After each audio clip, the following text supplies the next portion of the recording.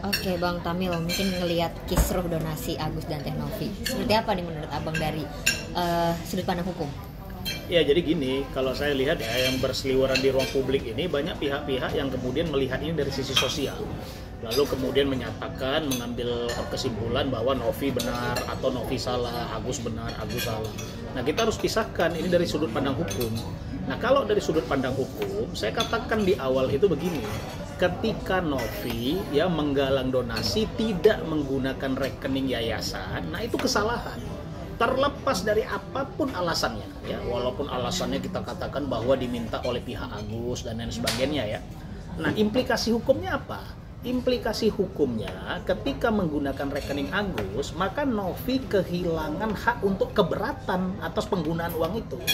Kenapa? Bagaimana dia mau keberatan? Dia tidak tahu siapa yang transfer, dia tidak tahu berapa nominal orang yang transfer, kan begitu.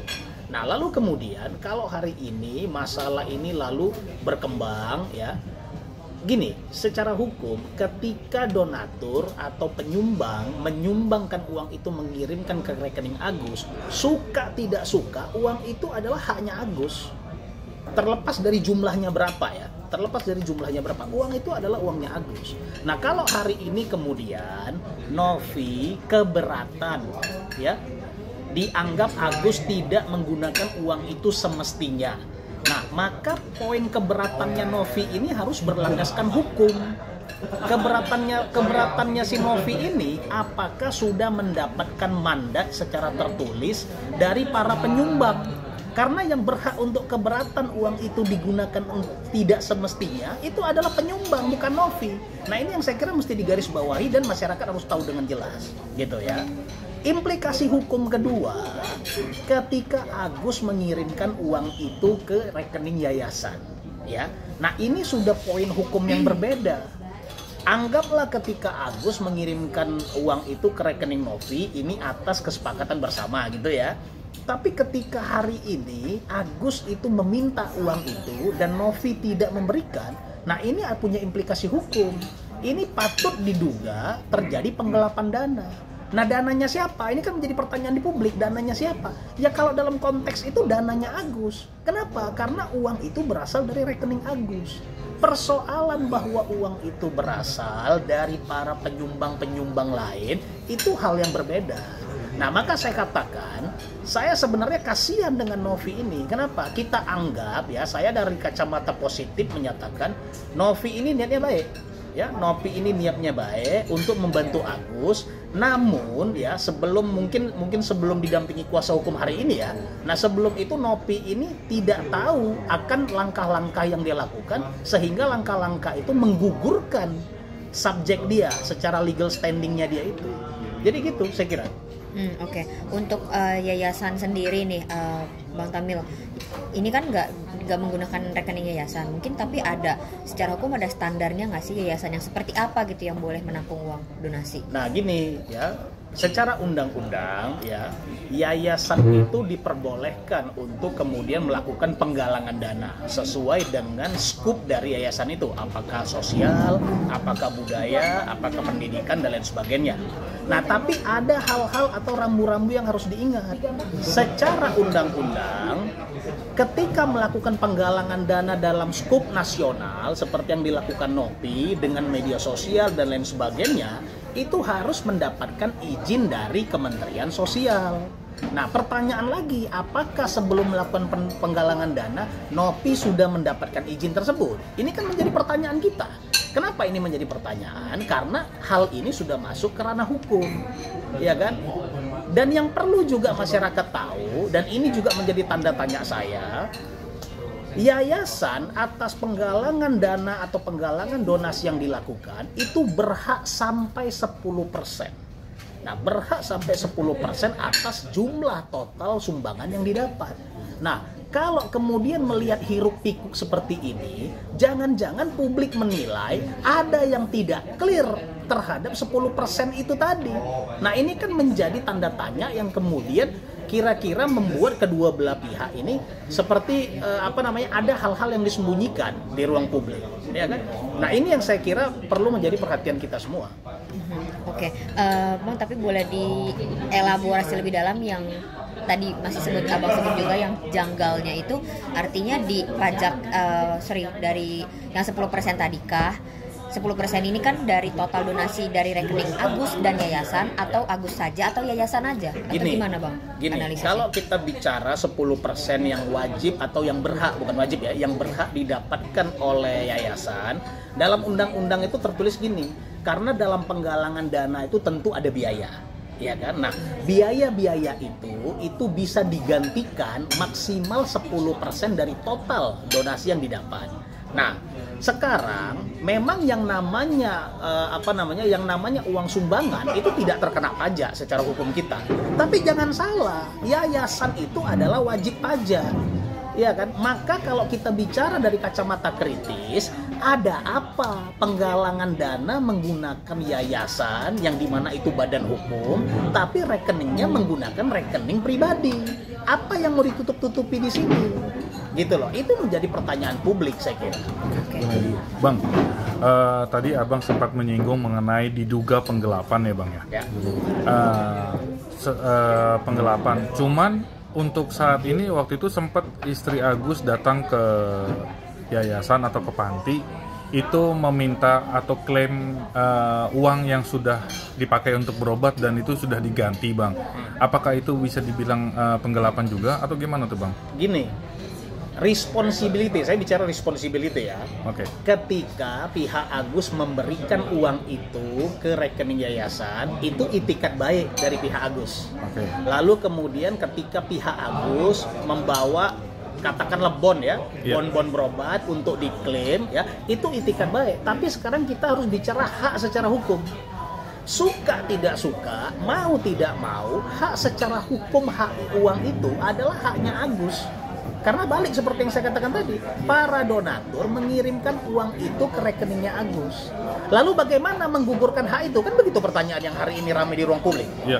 Masing-masing para donatur itu berikan kuasa kepada yayasannya Nopi untuk agar Nopi bisa menarik uang itu. Nah, pertanyaan hari ini, Nopi sudah mengambil uang itu, atau katakanlah Nopi hari ini menampung uang itu dari rekeningnya Agus, apakah Nopi memiliki kuasa dari person per person para donatur? Nah, kalau tidak, maka ini menjadi celah hukum. Apa hak Nopi untuk menampung uang itu?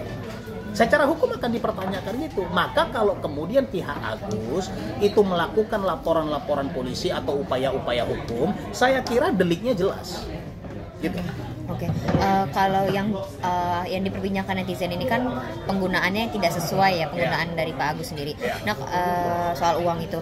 Tapi sebenarnya di soal peruntukannya ini tuh Pak Agus bisa dikenain hukum nggak sih, Bang? Nah, itu pertanyaan menarik. Gini, ada kita dengar ya banyak yang bicara tentang penyelewengan dana donasi.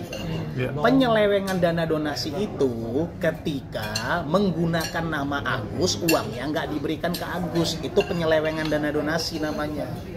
Nah, kalau sekarang uangnya ada pada Agus, dari uang itu tetap digunakan untuk berobat, lalu dari uang itu juga digunakan untuk hal yang lain-lain, penyelewengannya di mana? Konteksnya jelas saya kira ya. Jadi gini, ini diributkan karena jumlah uangnya dianggap, saya garis bawahi ya, jumlah uangnya dianggap berbagai pihak itu melebihi biaya perobatan Agus. Menjadi pertanyaan, kalau jumlah donasinya kurang dari biaya pengobatan Agus, lalu siapa yang bertanggung jawab terhadap kurangnya itu? Nah ya, jadi saya kira sangat tidak beralasan menganggap bahwa uang itu terlalu banyak ada pada Agus sementara Agus hanya menggunakan BPJS. Saya kira ini statement yang saya kira tidak berlandasan gitu ya. Jadi kalau kita bicara secara hukum, jelas uang itu ketika ada pada Agus itu haknya Agus. Dan uang itu digunakan untuk untuk pengobatan, sisanya digunakan hal yang lain. Saya kira delik penyelewengan dana donasinya gugur. Artinya nggak ada. Kalaupun kemudian mau dikejar ke arah sana, kembali yang mempunyai hak untuk mengejar hal itu adalah pemberi donasinya, bukan pihak Yayasan Novi. Maka itu tadi saya katakan, ketika Novi melakukan penggalangan dana tidak menggunakan rekening atas nama yayasan, di situ gugur hak dari yayasan untuk keberatan terhadap hal ini. Nah, kalau dari pihak Pak Agus sendiri kan akhirnya mentransfer balik gitu ya ke yayasan gitu. Kalau dari Pak Agus ini merasa dipaksa dan akhirnya pihak Agus merasa itu ditarik sama Teh Novi, tapi Teh Novi sendiri juga merasa kayak oh Pak Agus tiba-tiba ngasih kok dengan sukarela beliau gitu. Nah, menurut Abang ini jadinya gimana Bang? Maksudnya masih ada unsur hukumnya nggak Bang? Karena uangnya juga sudah ada di yayasan lagi gitu. Iya, gini, saya kira kita tidak tahu ya apa kemudian dialog antara mereka, kesepakatan di antara mereka sehingga uang itu secara serta-merta beralih atau berpindah dari rekening Agus ke rekening Novi.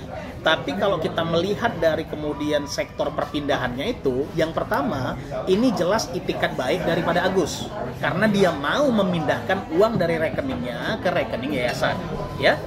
Poin yang kedua, ketika Agus hari ini keberatan, ya, saya nggak tahu apakah dia keberatan atau tidak, tapi kalau kemudian Agus kemudian menjadi keberatan, uang itu ada di rekening yayasan, maka yayasan harus mengembalikan. Ketika yayasan tidak mengembalikan setelah Agus keberatan, di situ masuk delik penggelapan. Gitu. Kalau untuk ketika nanti Pak Agus berobat dan meminta atau pengen pakai uang itu lagi yang sedang ada yayasan, itu sebenarnya masih berhak berarti ya kan Pak Agus? Sangat berhak karena kita bicara hak absolut dari uang itu adalah miliknya Pak Agus, miliknya pihak Agus gitu kan. Ketika uang itu diposisikan di rekening yayasan, kembali lagi ini itikat baik dari Agus. Kalau bicara hak, uang itu mutlak adalah haknya Agus. Nah, kenapa tadi bisa masuk unsur penggelapan? Karena penampungan dana oleh yayasan ini nggak punya hak. Ya kan? Dia bisa berhak ketika dia mendapatkan kuasa tertulis dari person per person orang yang menyumbang. Nah, kalau dia bisa membuktikan itu, maka clear. Saya kira gitu. Oke. Nah, Bang, ini kan menjadi panjang ya karena pada akhirnya gitu ya dari yang dianggap netizen pihak ketiga yaitu Bang Densu, terus kan berseteru dengan salah satu pengacara Pak Agus ini.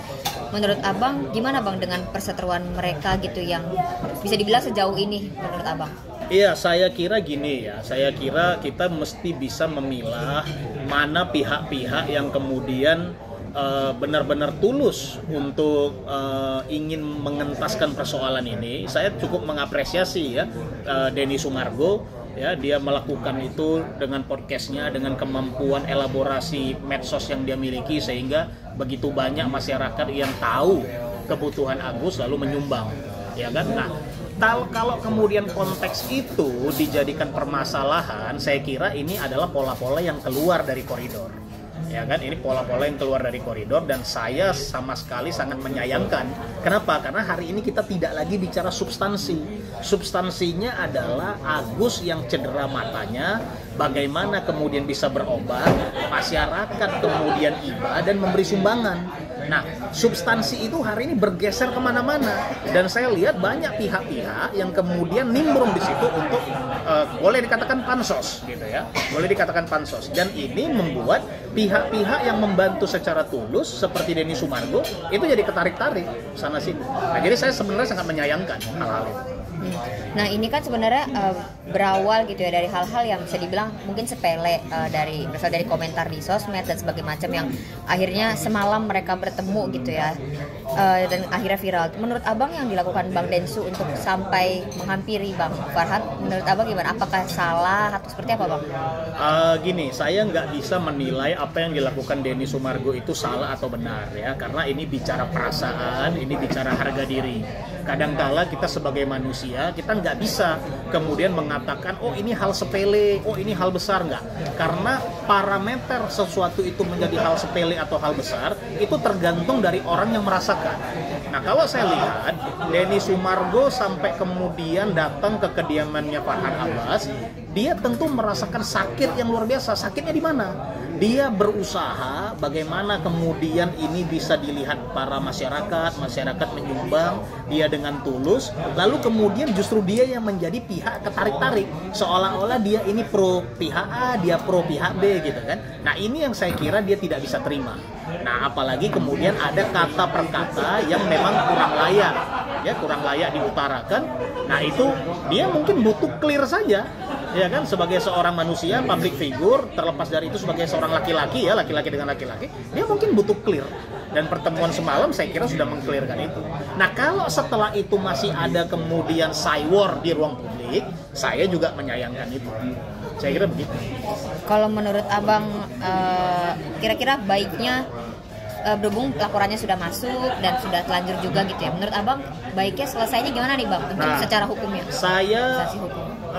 Walaupun saya seorang hukum ya, saya menyatakan sebaiknya hal ini diselesaikan secara tabayun. Ya, baik pihak Agus, baik pihak Nopi, sebaiknya duduk bersama, hilangkan rasa kira-kira ini haknya bukan hak dia, ini haknya bukan hak saya, ini tidak seharusnya punya dia. Hilangkan itu. Kita sama-sama, saya kira kita sama-sama orang beragama. Uang itu dikirim netizen, dikirim para penyumbang itu kepada Agus. Artinya uang itu adalah uang Agus. Kalau kemudian Yayasan Novi kemudian memiliki hak, ya seperti yang tadi saya katakan, dijamin undang-undang 10% dari total itu, dan itu bukan merupakan kesalahan. Jangan kemudian nanti begitu memang uang itu diberikan kepada yayasan, lalu yayasan ini juga di black campaign, yayasan ini dibully. Nah itu juga saya nggak terima gitu ya. Kenapa? Karena itu memang hak. Nopi kesana kemari, yayasannya juga pasti butuh, yayasannya juga perlu operasional, kan gitu ya. Maka saya kira duduk bersama, bicarakan baik-baik ya, semua upaya-upaya hukum hentikan, dan biarkan uang itu digunakan. Karena begini, Agus ini bukan anak kecil gitu ya. Agus ini adalah orang dewasa yang dia tentu tahu mana yang baik dan mana yang buruk.